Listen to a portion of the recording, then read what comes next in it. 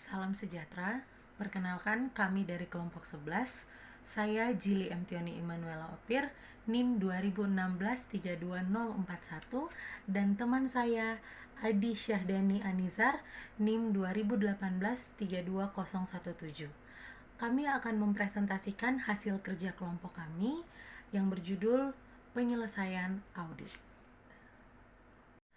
Dalam menyelesaikan audit, seorang auditor bukan saja melihat file audit begitu saja, tetapi memerlukan lebih dari sekedar melihat.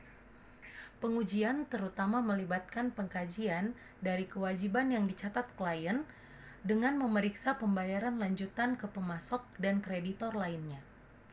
Untuk memastikan bahwa kewajiban dicatat dengan benar, seseorang yang menyelesaikan pekerjaan audit sesuai dengan yang ditugaskan, tetapi seorang auditor lain harus mereview file audit dengan teliti.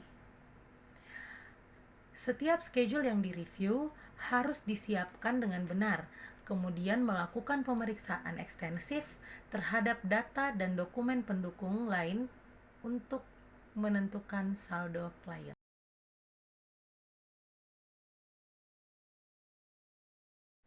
Kita masuk kepada bagian pembahasan. A. Melaksanakan pengujian tambahan untuk penyajian dan pengungkapan.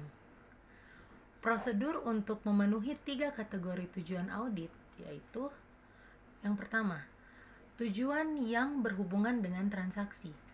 Yang kedua, tujuan yang berhubungan dengan saldo. Dan yang ketiga, tujuan penyajian dan pengungkapan.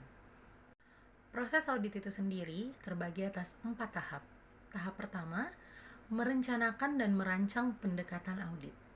Tahap kedua, melaksanakan pengujian pengendalian dan pengujian substantif atas transaksi.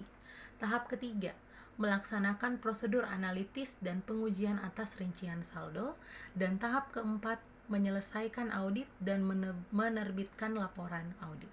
Assalamualaikum warahmatullahi wabarakatuh. Perkenalkan, nama saya Adi Syahdani Anizar, 2018-32017. Saya ingin melanjutkan hasil diskusi kelompok kami, yaitu tujuan audit penyajian pengungkapan. Tujuan audit klasifikasi dan kemampuan untuk dipahami informasi keuangan disajikan dan digambarkan dengan tepat, pengungkapan diekspresikan dengan jelas. Contoh prosedur substantif yaitu mereview laporan keuangan untuk menentukan apakah aktiva diklasifikasikan dengan benar antara kategori lancar dan tidak lancar.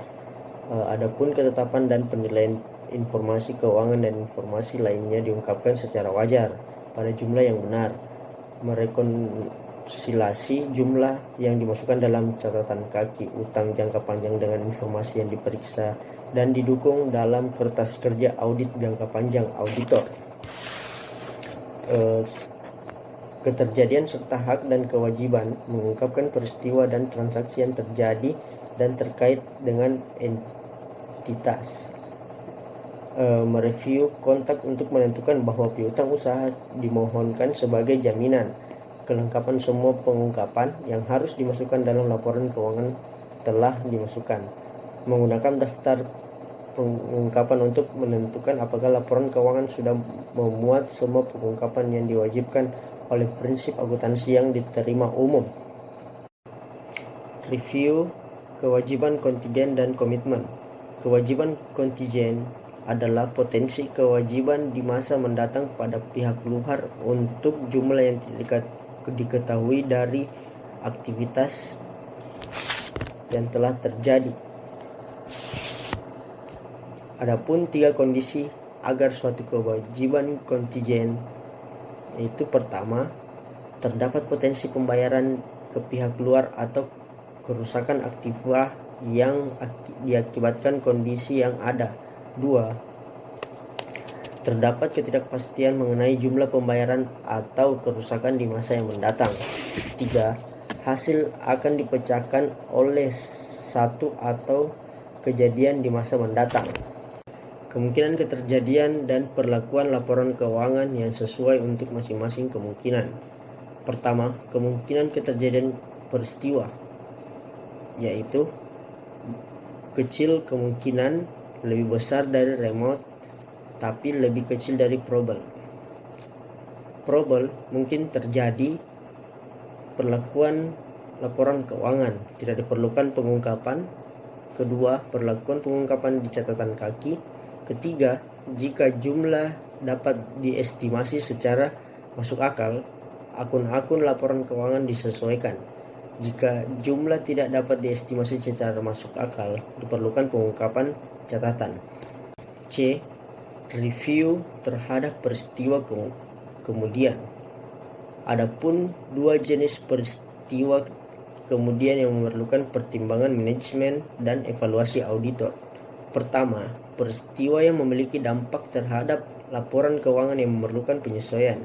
Kedua, peristiwa yang tidak memiliki dampak langsung terhadap laporan keuangan tetapi memerlukan pengungkapan. Kategori prosedur audit untuk mereview peristiwa kemudian yaitu terdapat dua bagian.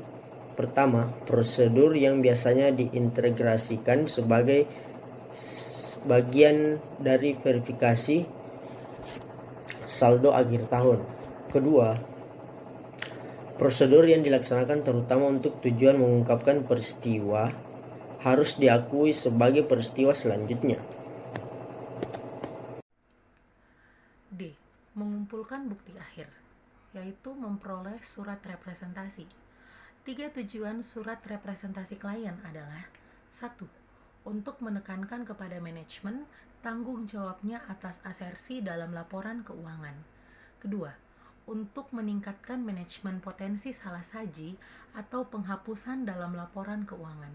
Dan yang ketiga, untuk mendokumentasikan respon dari manajemen untuk mengajukan pertanyaan mengenai berbagai aspek dari audit. E. Mengevaluasi hasil. Auditor harus mengintegrasikan hasilnya menjadi satu kesimpulan secara keseluruhan mengenai laporan keuangan.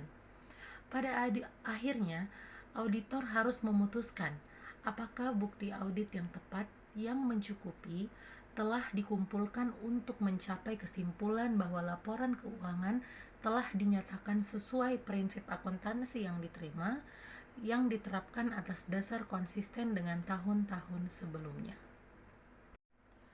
F. Menerbitkan laporan audit. Auditor akan menerbitkan laporan tanpa pengecualian dengan kata-kata standar. Kantor akuntan biasanya memiliki template elektronik untuk laporan ini dan hanya perlu mengubah nama klien, judul, laporan keuangan, dan tanggal. G. Berkomunikasi dengan komite audit dan manajemen.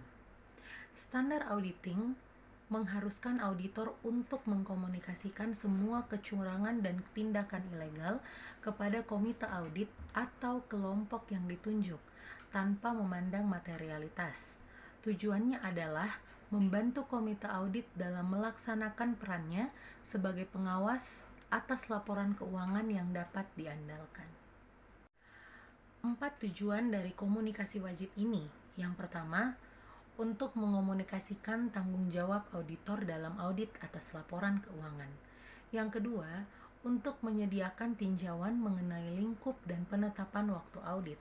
Yang ketiga, untuk menyediakan pihak yang berhak temuan yang signifikan yang diperoleh selama audit. Dan yang keempat, untuk memperoleh informasi yang relevan dengan audit dari pihak yang berhak atau yang terlibat dalam tata kelola. Penemuan fakta-fakta lebih lanjut. Penemuan fakta-fakta lebih lanjut ini terjadi, auditor berkewajiban untuk memastikan bahwa para pemakai yang mengandalkan laporan keuangan diberitahu mengenai salah saji tersebut, walaupun penemuan fakta-fakta ini lebih lanjut bukan merupakan bagian dari penyelesaian audit. Ikhtisar, tahap penyelesaian audit merupakan tahap yang penting untuk memastikan audit yang berkualitas. Di tahap ini, auditor melaksanakan pengujian tambahan atas penyajian dan pengungkapan, termasuk mereview kontingensi dan peristiwa kemudian. Auditor juga mereview kecukupan bukti audit dan keputusan yang diambil untuk menentukan apakah hal yang mendukung pendapat audit.